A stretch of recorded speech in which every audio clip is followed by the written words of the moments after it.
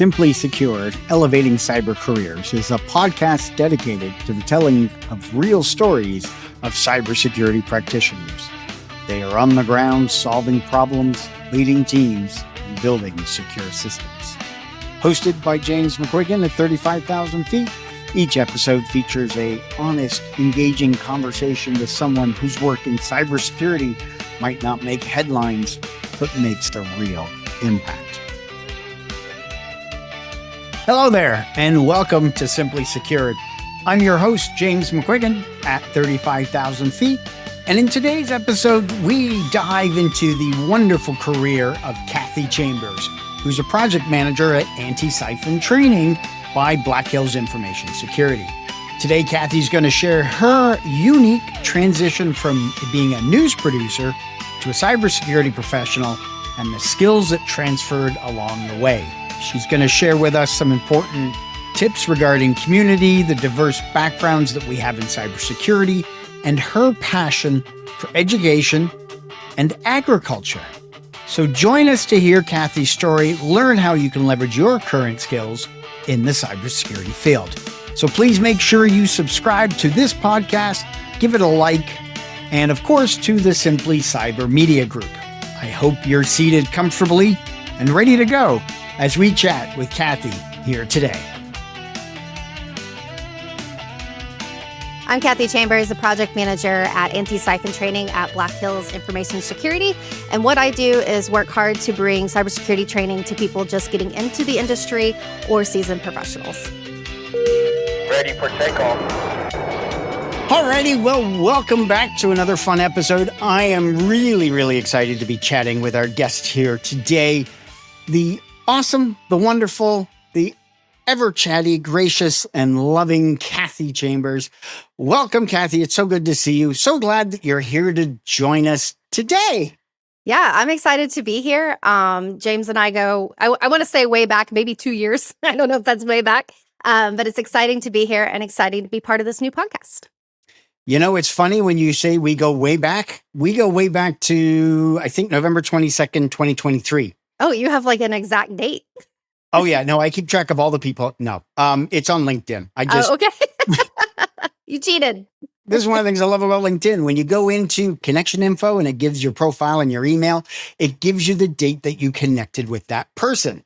And ironically, that was, I think, you reaching out to me to talk about your PhD, which we're going to talk about here this afternoon, because I'm really excited to hear now that it's 2 years later and you're working towards it. So I think that's going to be informative for everybody.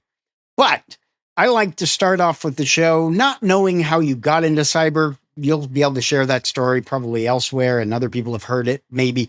But I think what's more important and what I really like to get out of folks is, what was your aha moment? Woo, light bulb, ding, ding, ding, that made you decide that cybersecurity was a yes for you for your career?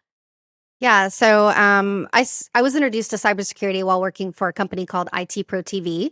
Unfortunately, they're not around anymore, but that's where I got my start. And I was asked to host a show with Daniel Lowry. Some of you guys may know Daniel. And it was CEH V11, like version 11. And I don't know how much you guys know about CEH, but it's a brutal course and it is very long. And so as a host, I asked the questions. Daniel's obviously the expert. And so we spent a lot of time together in the studio going through that course. Hours, days. It was a lot of Daniel time. But we became really good friends. And so off camera, right? Like when you stopped recording, Daniel would tell me stories about how things happen behind the scenes in cybersecurity, how hackers get in. And I was just fascinated by the drama of it all, right? Like some people are like, it's not as cool as it sounds. But I just fell in love with the drama and how cool it was. I have a news background, like a breaking news, hard news background. And to me, that's what cybersecurity is all the time. It's like a breaking news cycle. And so that's what attracted me to first kind of dive in. And then once I started meeting the people, which we can talk more about that, the community was awesome and just welcomed me with open arms. And it was really easy to kind of get my foot in the door. So, yeah. Yeah, community plays a huge role for all of us in our careers. And I think that applies no matter what career you're in, but it's certainly evident, and I've seen it work in a lot of great ways here in cybersecurity. So you mentioned your news career. That was kind of your first career. So cyber is a second career for you, which is not surprising. We have a lot of folks that this becomes their second career, and my first career was theater. So if you couldn't tell, but I'm curious to know what skills or concepts or things that you learned in your news background that have helped you in cybersecurity in this new field. Sure. I would so much. It's a very long list. Somebody posted on LinkedIn the other day encouraging journalists to step into cybersecurity because there are a lot of commonalities. So kind of back up a little bit. I got in the door because I was in broadcasting and news, and I worked in a studio environment. So IT Pro TV had studios. So that's how I kind of I already knew that part of the side, I already knew that side of it. So that was the easy part, right? I didn't have to learn that. So I just had to learn the cybersecurity side. So that was one of it. The other thing is knowing how to interview people, knowing how to talk to people, knowing how to write. All of that is part of cybersecurity. I don't want to say the word hound, but we tell people all the time, you got to network, you got to network. And a lot of people who have never done that before have a really hard time starting that. When you are in broadcast journalism, that's your whole life. Your whole life is trying to get people to interview you, come on my show, do an interview, do a segment with us. That's your whole life. So there were a lot of things that just transferred naturally for me. And then I had to learn the cyber part, but the networking, the interviewing, the broadcasting, the podcast, that was all the easy part for me. So I kind of have it flipped for a lot of people. No, and that's amazing. I mean, when you're able to bring those skills in to help yourself, but also then share that, and then also try to get other people from the same background to come in as well. Because that's the great thing about cybersecurity, and especially I've learned over the last 10 plus years, because so many more people have come in, is the fact that we have so many diverse backgrounds with people coming in. Yeah, we've got the standard IT or military came up and then doing, cybersecurity, but you've got musical theater, you've got news, you've got finance, and all of those different careers can help in different aspects that a lot of folks don't realize. So yeah, no, that's certainly amazing. And so if you are in a career and you're looking at getting into cyber, look how you can take your current skills and apply it in there, and ask people or find other people that have been in that, former career as well, and see how they transitioned, because it's certainly a great roadmap moving forward. And I was going to mention, so now I'm a project manager at Antisyphon. And I was a news producer. And as the producer, I'm in charge of the whole show, the whole thing. All the stories, the direction, the graphics, everything is under the producer. When you step into a project management role, it is the same thing, just a different product. Now I'm in charge of all the trainings and all the instructors and all the scheduling, but it's the same. There's so many things that are common. It's crazy. So I always encourage people, look at project management, because you'll be surprised how many skills you've had, even if you've been in retail. So many skills that just transfer over is crazy. It's pretty cool. It's pretty cool how you can just do that.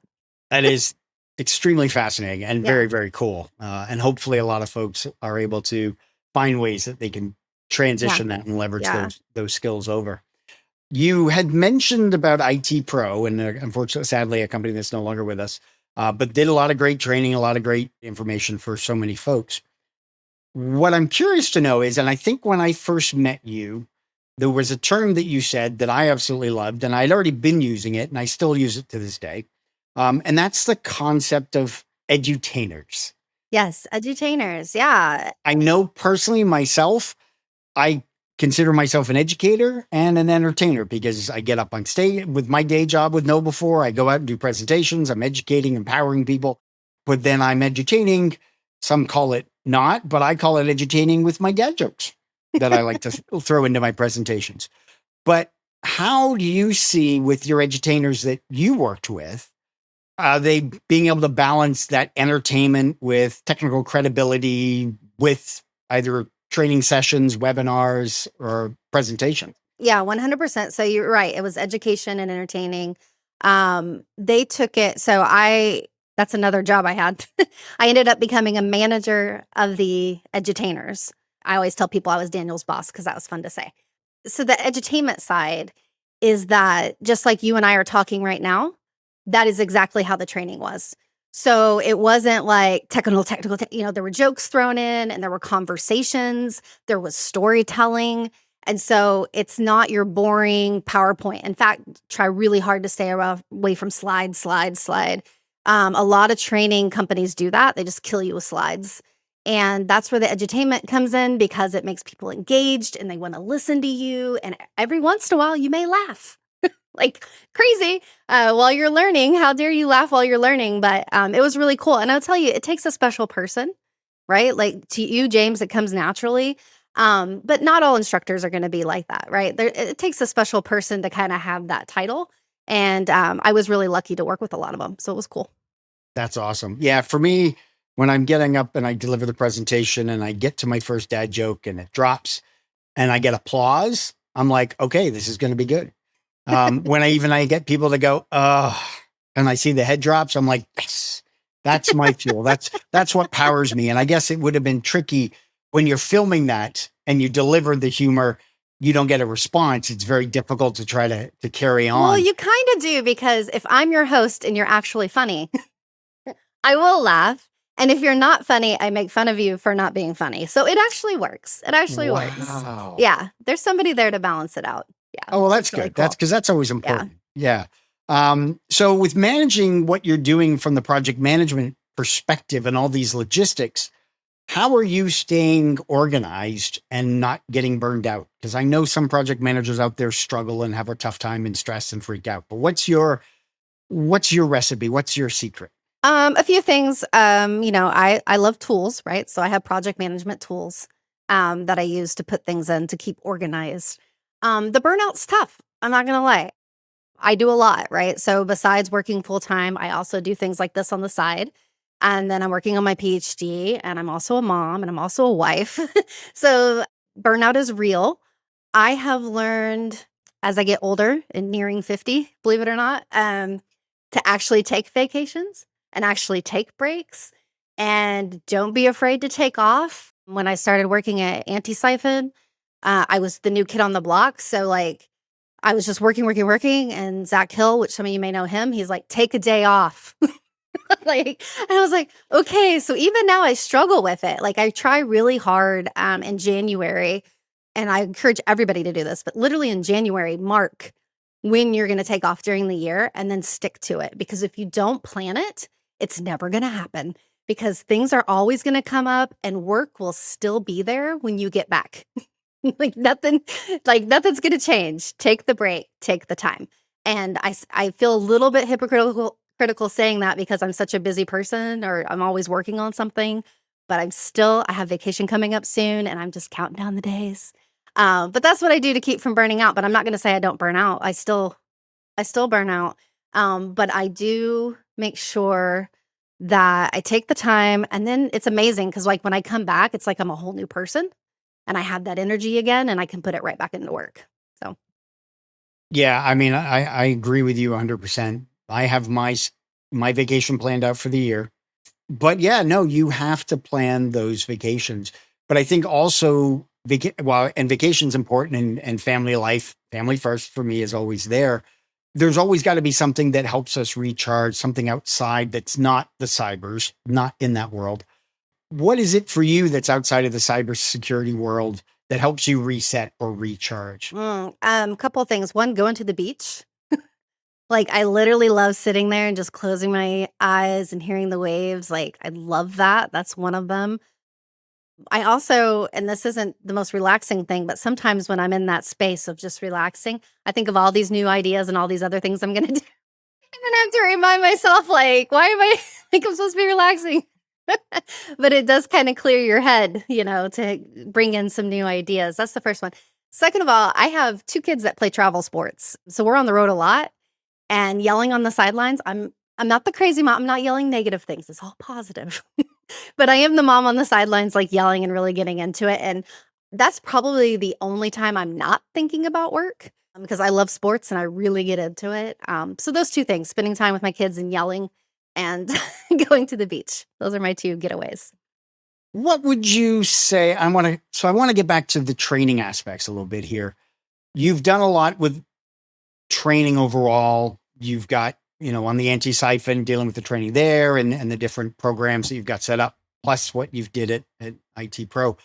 What training formats do you see work really, really well? Is there any, is it the live? Is it the on demand? Is it maybe like a hybrid, just the webinars? Which ones do you see are here to stay? Which ones are kind of just working now, maybe from post-COVID? What's overhyped? What's the good, the bad, and the ugly? Sure. And I think a lot of that is your personal preference, right? So, but this is like some of the things I've observed. The host trainer format can be very successful. If you have 2 people who really click, it's very easy to listen to 2 people have a conversation while you're learning. I highly recommend that. And I'm going to give a shout out to Red Siege while we're on this podcast, because it looks like they're doing that same format in their last promo. It was 2 people having a conversation. And I think that's awesome for their training. And I think it's going to be very successful. So that's the first one. Second, anything with PowerPoint slides where it's just where you're not really doing demos and you're not giving stories and you're not telling about how that's going to work in the real world. It's really hard for people to get a concept, like to grasp what you're saying. And I think what's hot now, and this is just from working at Antisyphon, and I would suspect it would be successful everywhere, are the shorter trainings, the 2 to 4 hour workshops. So when you have a 2 to 4 hour workshop, you don't have to ask off for the whole day off work. You have to have the mental capacity to listen for 2 to 4 hours, but it's still a lot easier than when you sign up for a 16-hour training, or when you do on-demand training and it's like, set time that you have to finish the course by. So that's I feel like workshops are hot right now. Like, to quote Jerry Ozier and something, that's what's hot right now. But I think that's what's super successful. Now, on-demand training, I'm a huge fan of that too, if it's done right? So like if the chapters are there and you have a place for the students to take notes, and you reward the students, even if it's like digital certificates, like, hey, you've completed this, congratulations. So they can go on LinkedIn and so they can kind of show off what they did. I think on-demand training, if it's done right and not death by PowerPoint slides, I'm a big fan of that as well. You've shared with us where we are now today. What do you see as the future regarding cybersecurity education? Do we keep doing what we're doing? Is there a way to evolve? Do you see AI coming into this? Oh yeah, I think AI is going to be, I think it's going to be huge. First of all, I think that with AI, we'll be able to produce more faster, right? So there are tools that we don't have to have the instructors do all the notes now, right? So AI can do those notes for us. So as somebody who's building the training, like say it's on the on-demand site, the instructors would have to do all that too.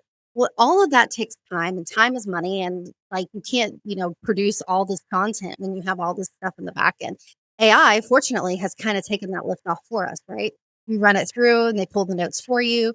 It's amazing. It's so accurate. Obviously, you still have to have somebody QA, right? You're not just going to put it on there. But I think that will allow everybody to produce content faster just from some of those tools that are out there.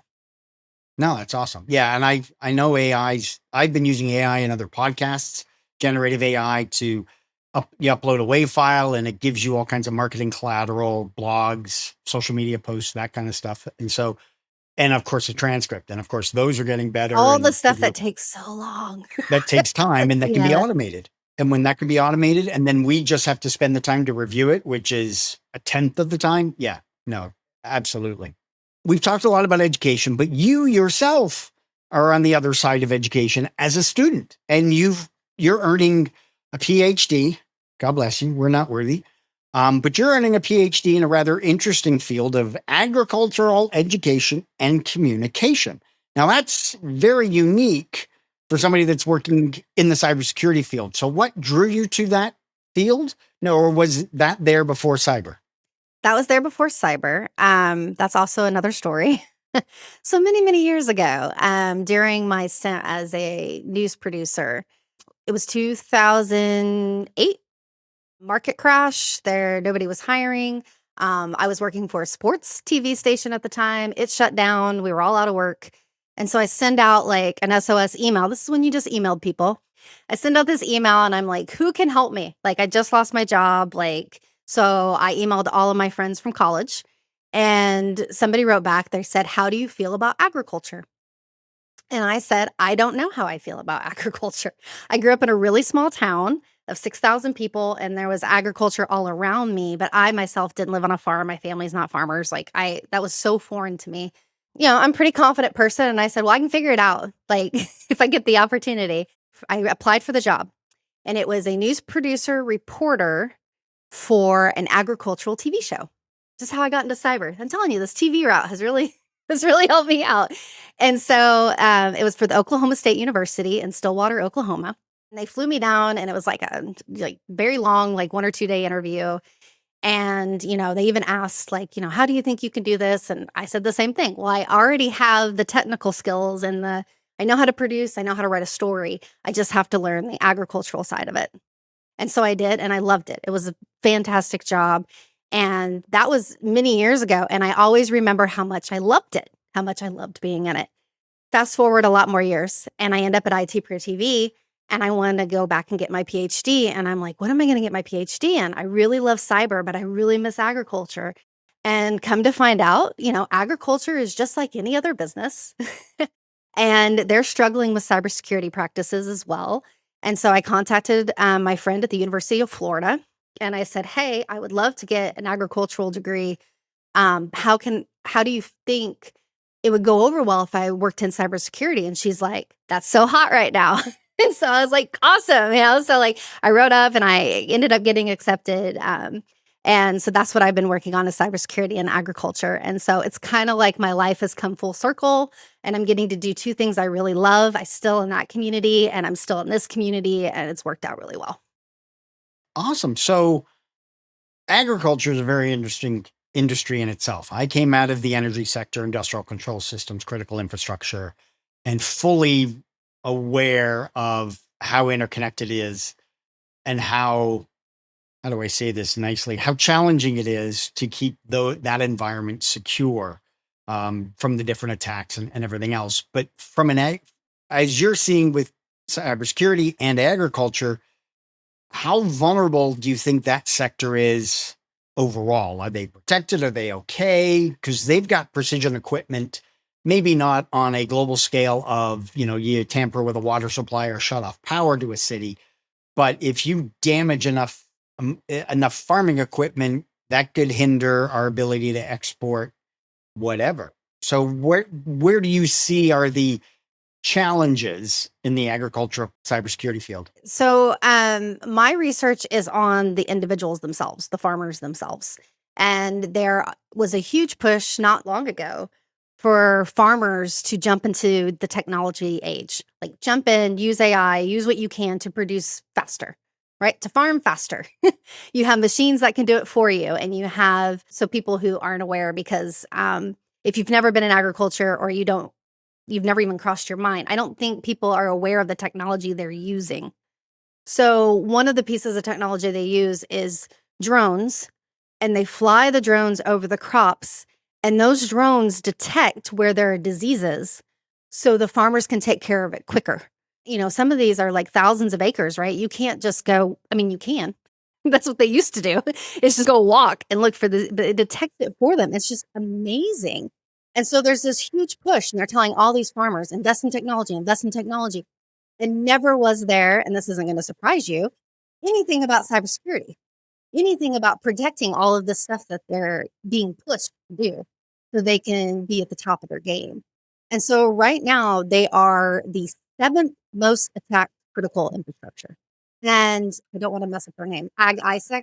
So I should know their name off the top of my head. I don't want to mess it up.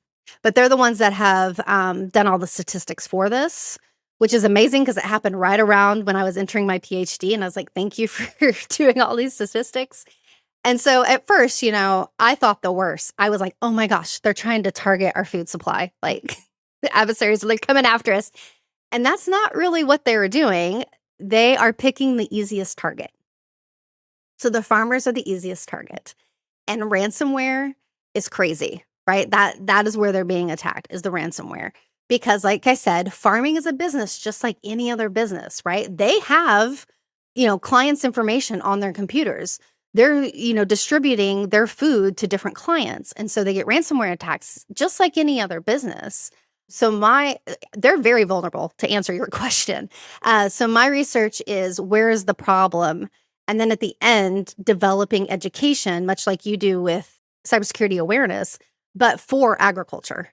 And how do I relate that back to them? And how do I have training for all the technology that they're using? So that's like the end goal after all of the research. So it's a lot to unpack there. It's scary. It's like if you really dig into it. I did, you can stop me anytime because I know I love to talk, but I did what's called a podcast ethnography for a PhD paper recently. And what that is just going through all the podcasts that talk about agriculture and cybersecurity. There aren't a lot right now. I found like probably 7 that I kind of went through. I pulled 4 for the research. And the sound bites from the people who live it every day from the ICS side are pretty scary. Like they're pretty because when we go to war, if we go to war, one of the biggest things that people attack are your water supply and your food supply. And if we're not protecting our water supply and our food supply, we're in trouble. And so what they were saying is, well, we're not seeing it now, but we could. So why are we waiting till something traumatic happens to start talking about it? So that's my hope with my research. And I know people are talking about it. I just don't feel like people are talking about it enough. So that's my other goal for the research.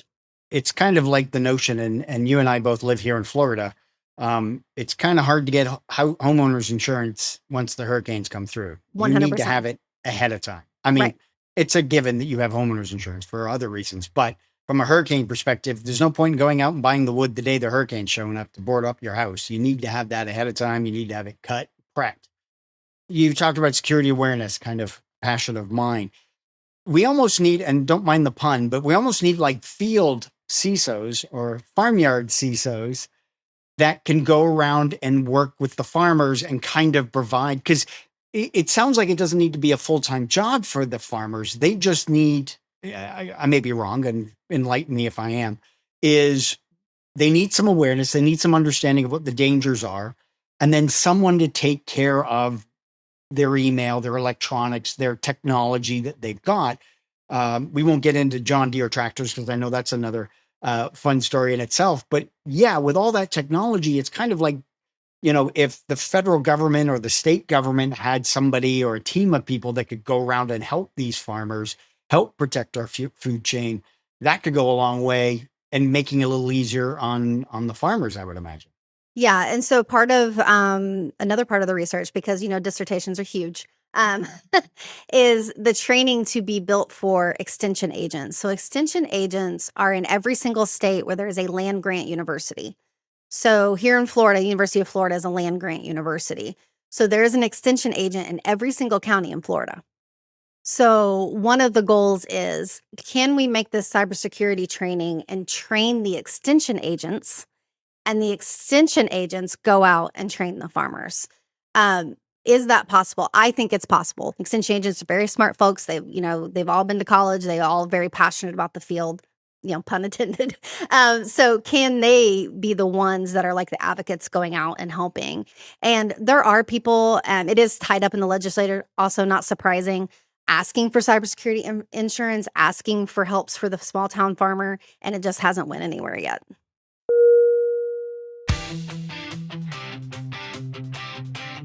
And this is the rapid fire section of our episode. Real quick, who's your favorite football team? Indianapolis Colts. Indianapolis Colts. What about college? University of Florida. Gators. Go Gators. There you go. What about baseball? College? University of Florida. Baseball. New York Yankees. New York Yankees. Cool. Got a favorite basketball or hockey team? Nope. No? Not a hockey person? Not a hocky person. 100% a basketball person. I played for 8 years. I know you can't cool. tell by looking at me anymore, but I used to be super athletic. So I love basketball, and I'm one of those people. I know this is rapid fire, but I am one of those people that can just sit down and watch any game with any team. Like, I just love it that much. Yep. Cool. If cybersecurity is an animal, what would it be? Tiger. Cool. What's your favorite word in cybersecurity? Wow, what is that? Hacker. Cool. What's your least favorite word in cybersecurity? Ransomware. If you could fix one thing in cyber, magic wand time, what would it be? Communication. What is your favorite cybersecurity, OSINT, social engineering tool, project management tool? Project management tool is Monday, monday.com. Do you have a favorite personal or cybersecurity book? No, This Is How the World Ends. I hate that I butchered that, but This Is How the World Ends. This is how the world ends. Yes. This is how they Yes. tell me the world ends. I didn't want to butcher the title. Very good book. Yes, I have it on my bookshelf too. You've done a lot of professions, but what profession, other than your own right now, would you like to attempt? Actress. Actress in TV. I love it. That's awesome. What profession would you not like to do? Restaurant management. It's funny you say restaurant, because if there was a sandwich to be named after you, the Kathy Chambers, what would be in it? Definitely a cheeseburger with lettuce, tomato, mayo, and ketchup. Awesome. Without naming any companies, what's the worst job you've ever had? You can go all the way back to high school if you have. Yeah, I am working in a restaurant. Terrible. Working in a restaurant. Well, there you go. You can only have 3 apps on your smartphone. Which ones are they? Facebook, LinkedIn, and Instagram. All right. What do you see as the biggest threat in the next 10 years in cyber? I think this is kind of a long answer, but I think the amount of attacks and not enough people to keep up with it. What is one cybersecurity myth you would like to dispel? That hacking's fun. No. Isn't it hacking is bad? Well, no, it's just that I think that a lot of people are thinking like the movies, right? And it's a slow process. It does not happen like you see in the movies. What is one place, if money is no object, that you would love to fly to? Paris. If you could ask one person one question, they had to answer truthfully, who and what would you ask? I don't know what I would ask, but I've always wanted to meet Oprah Winfrey. Can I have a car? No, wait. Yeah, you get a gift and you get a gift. I guess Oprah Winfrey and what risk she took to get to where she is today. If you could master one cybersecurity skill or certification, what would it be and why? It doesn't have a cert. It's okay. But I would say Purple Team. I am very big on communicating between teams, and that's like one of their main jobs. And so I think that if I had to go for a job, that would be the one. The last one I have here in the rapid fire is, what do you want your legacy in cybersecurity to be? 2 parts. The first part is my research for cybersecurity and agriculture. I want that to mean something and actually make a difference. That's the first one. The second one is I actually want to make a difference in the community and making everybody feel welcome. And so if anything were to happen to me, they say, oh yeah, I loved Kathy. She made me feel so great, blah, blah, blah. You know, like that. Those are the 2 parts, but research important and making everybody feel welcome. Well, as we kind of get here to wrap up, any final words, anything else you'd like to share with everybody? Yeah, I would say that if you're not in cybersecurity and you're thinking about it, I would say to go for it and just make sure that no matter what your profession is, no matter what you do, whether it's in healthcare, retail, restaurant management, I just kind of examine what skills you have now and how they can transfer over and go for it. We're here. Let's do it. So where are people going to be able to find you? What conferences, what events are you going to? I know we can find you online. Yes, I am on LinkedIn, actively on LinkedIn. So if you'd like to connect, you can find me there. And I will be at Wild West Hackenfest in Deadwood coming up in October with James and most of the Simply Cyber community. If you're a part of that community, we will all be there. And then I will be at Simply CyberCon in November. So come say hi. Don't be scared. Awesome. Are you going to DEF CON or Black Hat? No, I am not going to those. No, that's a really tough time for me. It's right when school starts. It's just a tough time. Well, Kathy, this has been an absolute joy. It's been a blast chatting with you here we could go for another hour. I know. I like to talk. So are you getting right out? Mm-hmm. But yeah, no, it has been this has been great. Learned a lot, learned some new things about you too, which is great. Looking forward to seeing you at a lot of different events. And I know we're doing some other stuff coming up. Yeah, it'll be fun. I was very surprised to see that my webinar, my presentation from Wild West Hackin' Fest Denver generated so many views. That just kind of blew my mind, and was thrilled and glad it worked out for you all. And for Yeah, me. it's been great. And I'm coming back apparently later on, so that's going to be exciting. So, well, again, thank you very much, Kathy. And to everybody listening, thank you. And thanks for stopping by. Bye, guys.